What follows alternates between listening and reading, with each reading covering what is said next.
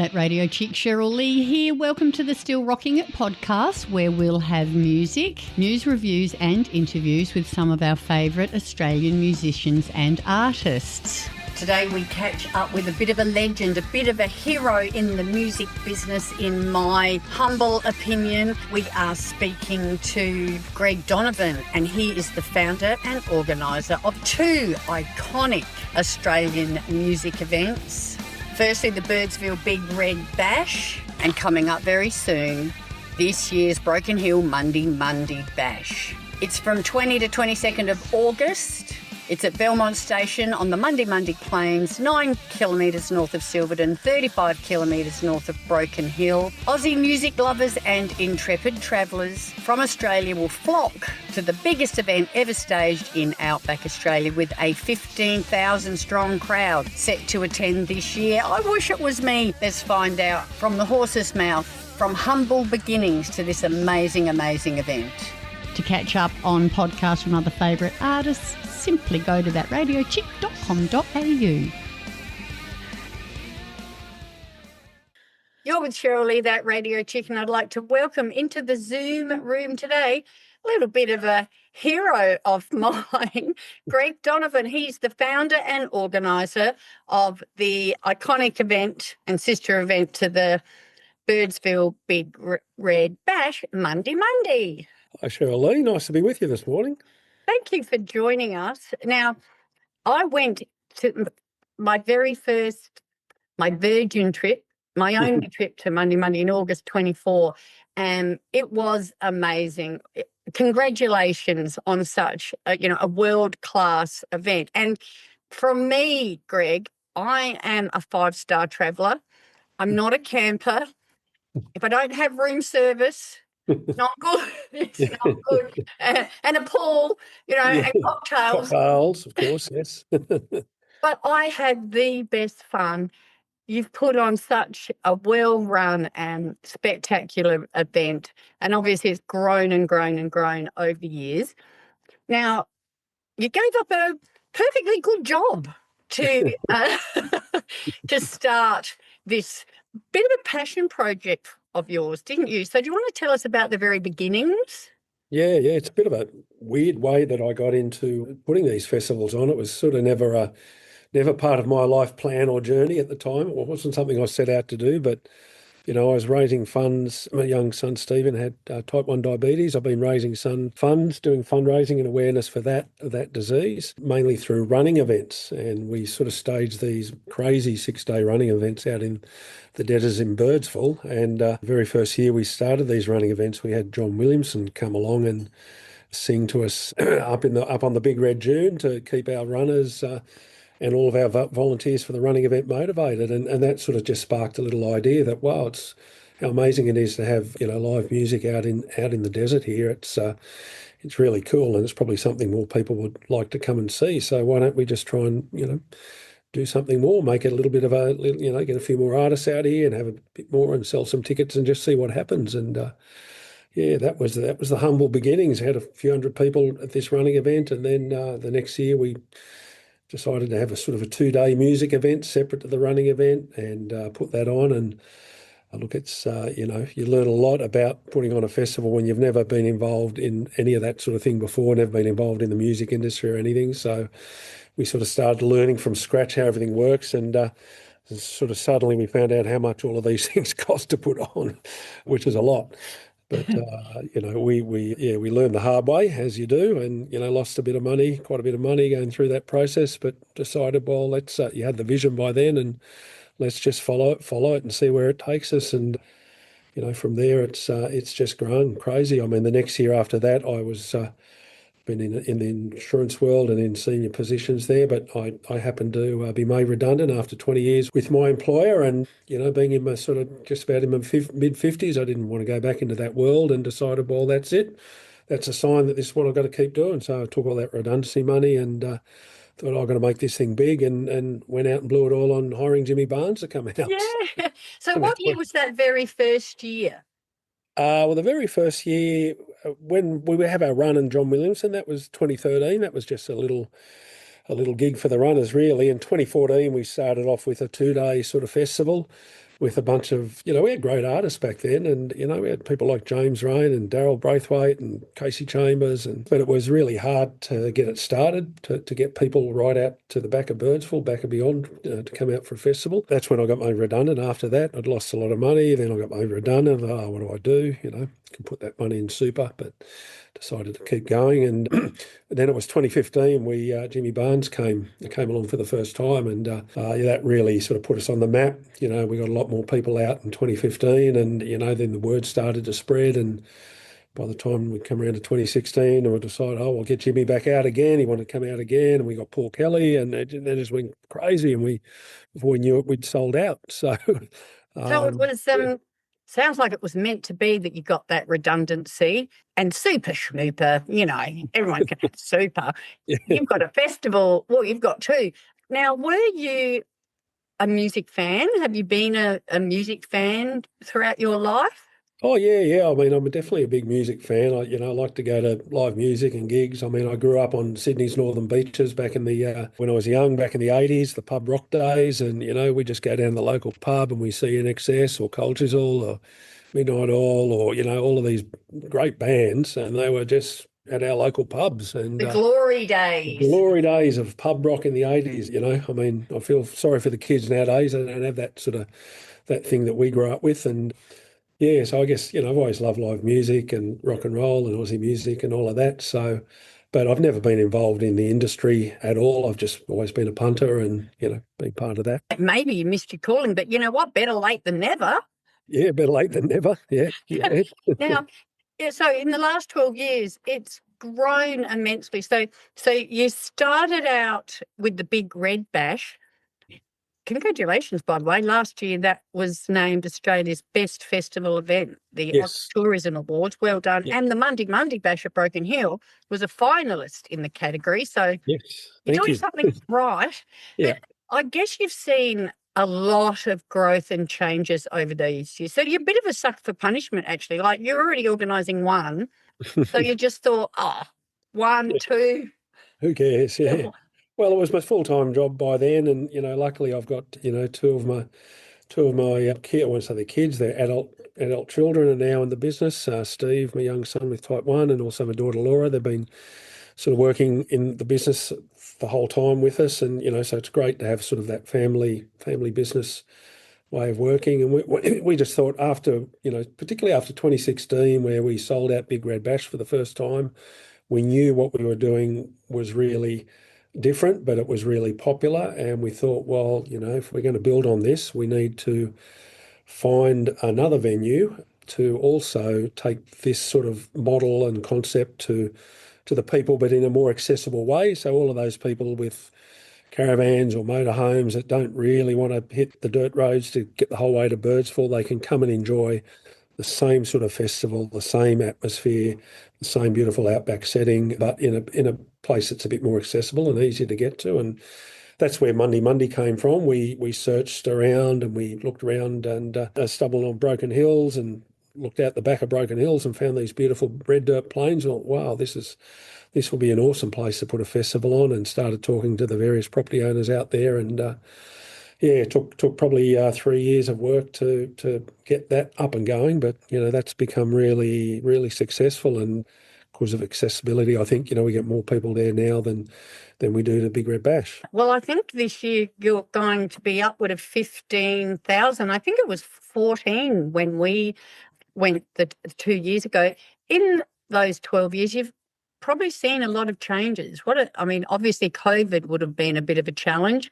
What are the other changes and challenges you might have experienced in the last 12 years? Yeah, look, it's been an interesting ride, a journey, I'd call it, with all its ups and downs. And COVID obviously had a huge impact on the whole industry. Basically everything stopped. Live music stopped, events, everything basically stopped. And, we were lucky enough to be able to ride that through.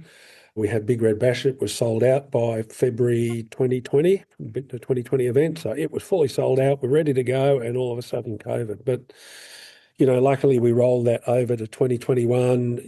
Most of the ticket holders, 90% of the ticket holders thought, well, we'll hold on to our tickets. We offered refunds, of course, but, and every time we offered refunds, those, we resold those tickets and they were snapped up straight away. So we sailed through, I won't say sailed easily, but we went through COVID with a fully sold out festival. It remained sold out the whole way through COVID till we finally got to put it on in 2021. So in a way, COVID for us was a challenge, but it also gave us that year of, well, what are we going to do? And so we thought, well, we don't want to sit around just on JobKeeper or whatever it is, moping, and just like being sad sacks and whatever. So we decided to commit ourselves to actually finalising the development of the Mundi Mundi Bash.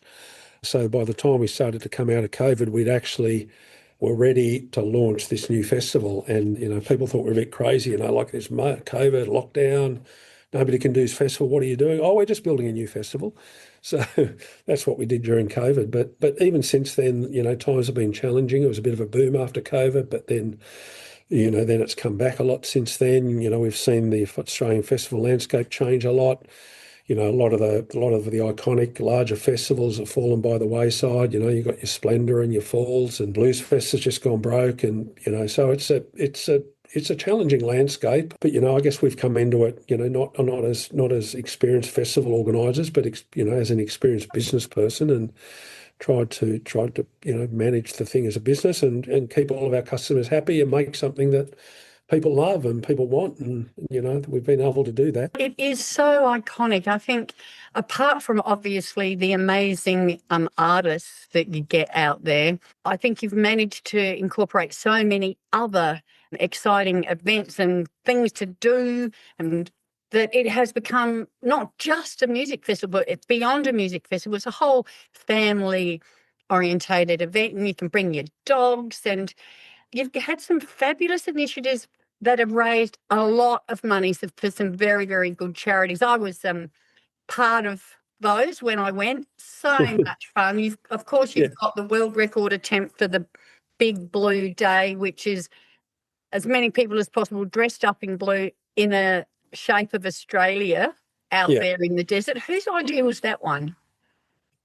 It's sort of mine, but with a team, we have a team. We throw around ideas of what we want to do. We wanted to do something for mental health. That's been a part of my journey, and so we wanted to look at ways of giving back to do that. And we wanted to have we thought, well, in the Sydney cricket, they have the Pink Day for the pink test, and they have a pink theme thing. They raise a lot of money for breast cancer and now more cancers more generally. And we thought if we can have Blue Day, we can have that as our day to people to get dressed up and support fundraising for mental health. So we thought, we want to break some sort of a world record. What can we do? And the idea was put forward by the Australian Book of Records, who we worked with, to say, why don't you form everybody up into a shape of Australia? And I immediately said, yeah, look, that's a great idea. It's so iconically Australian. And you look at the pictures, the aerial pictures of this great big blue map of Australia on the red dirt, and it's just amazing. And it is amazing. Can they find the photos at the mundimundibash.com.au? Yeah, you find those photos there all on our website. And if anyone if you just Google Big Blue Day, it'll come up with all the images of the Big Blue Day. I've got one on our calendar up on my wall up there at the moment. So some of the images are, that's it. There's me right there. There I am. Yeah, so it's it is an amazing thing, and it raises a lot of money for Beyond Blue, and I think we raised 240 odd thousand for them last year in 2025. So we do that, and to us it's like what we see. All the people coming to the bash, we see it as a big community, and it's a happy place, and people are smiling, and like in the city, there's so much rubbish going on and all the politics and all, people want to get away from that, and they want to enjoy themselves, let their hair down, meet new people, have fun, be part of a new community. And what we try and do is bring people together to be sort of work together, be part of this community, all doing something to raise money for charity. As you know, we do for the last few years, we've done the Nutbush Dance World Record thing, and that's a lot of fun. People have a great time, and that one raises money for the Royal Flying Doctor Service. We do We do the Mundi Mundi Mundi Mundi Run. Run. Yeah, you get dressed up in whatever you want to get dressed up as. Yeah. Well, we did have to ban mankinis. That was that One got a bit step too far. yeah, one step too far. So we banned the mankini. But apart from that, we have some really cool dress up things. And again, it's just about bringing people together, having fun, having a laugh at each other, having a laugh with each other, and yeah, just being part of that community. The other thing I really loved being involved in, we did the Mundi Mundi Run. We were all dressed up as ducks and we had our ducks in a row. Oh, right. Yes. Yeah. Awesome. Yes. I think about 20 of us. But Wow. the other thing I really love is the Mad Max procession. We loved dressing and putting our Max on. Yep. Now, but there's a connection there. Where did that one come from? Well, where we are on the Mundi Mundi Plains actually was the setting for the filming of Mad Max 2 back in 1979, the Mel Gibson one of the original Mad Max movies. So filmed right where the setting is. And in fact, even more recently, the last episode or the last installment of the Mad Max sort of genre, Furiosa, that was filmed also on site and where we are. And George Miller and all of his crew that were filming the Broken Hill component of Furiosa, they actually used our base and our infrastructure and our setup that we've set up for Mundi Mundi Bash to be the base for their film and production crew to film Furiosa. So there's a real connection. It is Mad Max territory out there. There's a great museum there.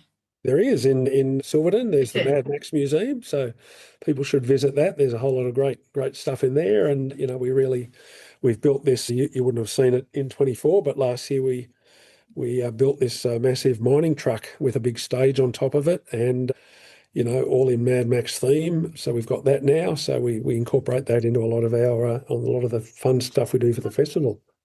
Well, my goodness, I have to say to all you non-campers out there, this is worth going. It's worth the long drops. It is just so good. I didn't care that I couldn't wash my hair for a week. Actually, I couldn't take my hat off after a few days. But I encourage everybody, you have to do this at least once in your life, and then you'll be like me and plan to want to absolutely do it again. This year, we better talk about this year, Greg. You've got the Teskey brothers, John Stevens, John Butler, Boy and Bear, Baby Animals, Jessica Malboy, the Whitlams, Leo Sayer, Tim Finn, Richard Clapton, Troy Cassadaly, Chocolate Starfish, Furnace and the Fundamentals, Wendy Matthews. Oh, there's like half a dozen more. Get onto the Googleometer and check out the lineup of music that you get over the 3 days. 3 days. Well, it's really 4. Like if you roll in a bit early, we have an early entry night. So we've got Furnace and the Fundamentals on and a couple of other acts to keep people entertained before the main festival starts on the Thursday. But yeah, it's just non-stop music for 4 days. We've only got the one big stage, one big concert area. So find your seat, settle in for the day, and you've got, you're there for 7 or 8 hours and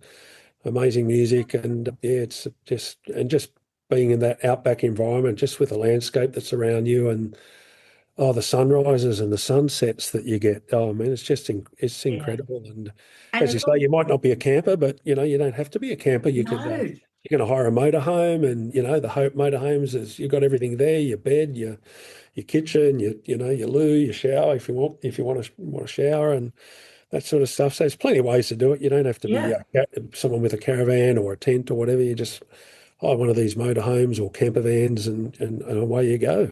Well, you know what, Greg? We hired a Winnebago, 4 of us, and we joined. And we stopped at the last water fill station to fill up the tanks. Thanks. And girlfriend put the hose in them, and then a couple of minutes later it stopped. She said, "Oh, it's full." Off we went to the, I must say, beautifully laid out city or town. I must say, the design of the streets and the layout just makes getting everywhere so easy. Anyway, we got there and there was not enough water in the tank to do 1 load of dishes. Oh dear, she didn't fill it up properly or didn't turn it on. It was an air bubble probably. Oh, right. Yeah, She thought it was full. She said, "Oh, that was quick." Yeah, no, you got to keep the hose in there till it starts overflowing out the thing, and then you know it's full when it's overflowing. Yep. So there were four of us and no water.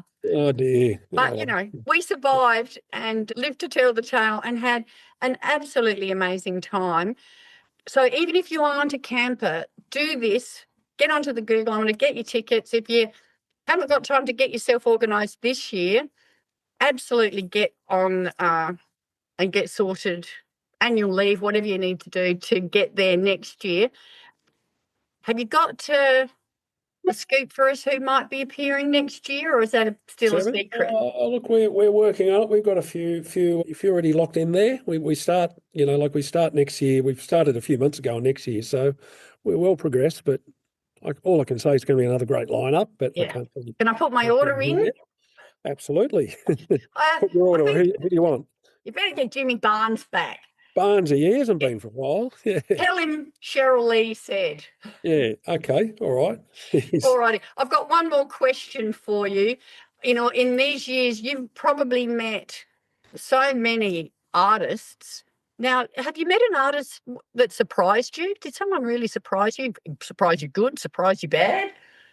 Look, I maybe like last year we had Leo Sayer for the first time last year, and Leo Sayer, you think he's an old guy and whatever, but he's just such a bubbly, dynamic, excitable character. He loves what he's doing. He loves his. So to me, he was like, what a cool guy. He was. He wanted to go explore around. One day he wanted to go. I want to go into Silverton. He goes into Silverton. He's in the pub and meeting everybody in the pub, and then he goes, "Oh, can I go behind the bar and serve people beer?" So there he is. He stepped behind the bar and he becomes a bartender and he's serving people beers. So you get characters like that who, you never know. You never know. So No. yeah, but look, most of the, well, all the artists really are. They're all good people. We don't really, there's no prima No donnas. divas? No divas. Like most of these people have been around long enough. They're not, they're not. They know the drill, and they just enjoy what they're doing, and they're all good, easy people to get along with, and don't have ridiculous riders or anything. Yeah.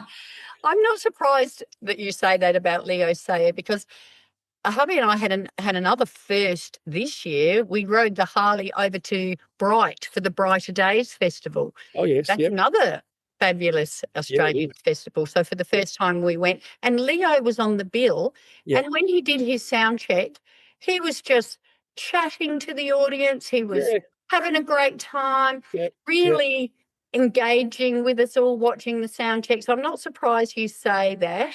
Yeah, he's very friendly, very, very approachable, very bubbly, and he's funny. The first time I met him, actually, I was dressed up as Mad Max in all my Mad Max gear, and I was standing on the little side stage, doing a couple of things, getting organised for this Mad Max thing, and he walks up onto the side stage and he looks at me and goes, "Oh my God, what's going on here?"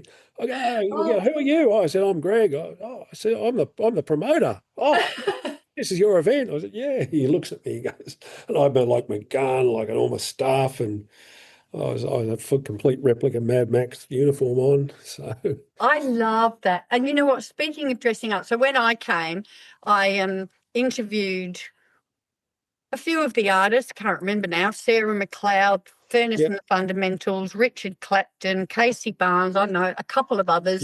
Yep. But I didn't want to miss out on any of the fun that was going on. So I interviewed Casey Barnes in my blue outfit, which was including a big blue wig. And then, I did do the interviews and then race around the front to get the show. And then he went to merch later to sign autographs with his fans. By then I changed, and he actually recognised me. He said, "Hello, Cheryl Lee." I thought, how could he recognise me? Because I'm not blue now. Yeah, no. Casey's a lovely guy. He's a great guy. Yeah, he is. And I did another one dressed up. Was I dressed up as the duck? Or might have been my Mad Max. I can't remember now. But I didn't want to miss out on any of the fun. So, Was there anything else that you wanted to cover at all, Greg, that we haven't covered that you need me to edit back in there?